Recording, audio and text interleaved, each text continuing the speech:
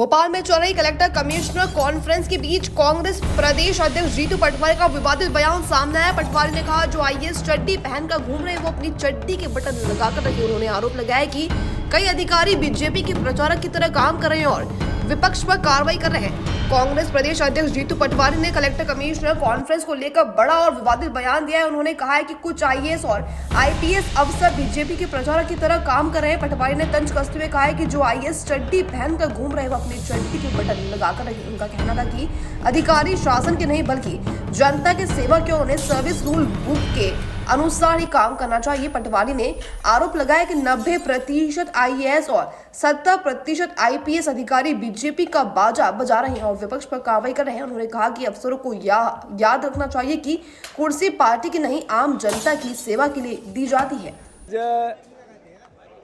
कलेक्टरों की कॉन्फ्रेंस है, आईएएस की कॉन्फ्रेंस है। मैं मानता हूं कि जब आईएएस बनता है व्यक्ति तो खूब मेहनत करके बनता है, सारी ट्रेनिंग्स होती है उनकी। उसके बाद शासन व्यवस्था तंत्र कैसे चलता है उसके लिए उनको एक सर्विस बुक दी जाती है। उसके रूल के हिसाब से उनको शासन करना होता है या प्रशासन चलाना होता है।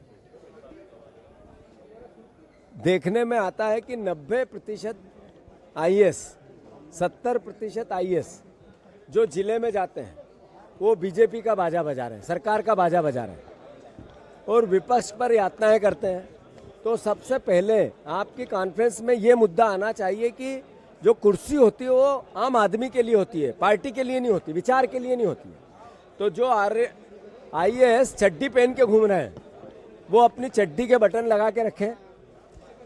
इस ट्रेनिंग में मैं आप सबसे यहाँ से आग्रह कर रहा हूँ कि आप सबको सुधरना पड़ेगा, सर्विस रूल के बुक के रूल को मानना पड़ेगा, अन्यथा समय एक जैसा नहीं चलता। ये भी शायद आपको समय परिस्थिति काल पता होगा, इतने विद्वान लोग होते हैं।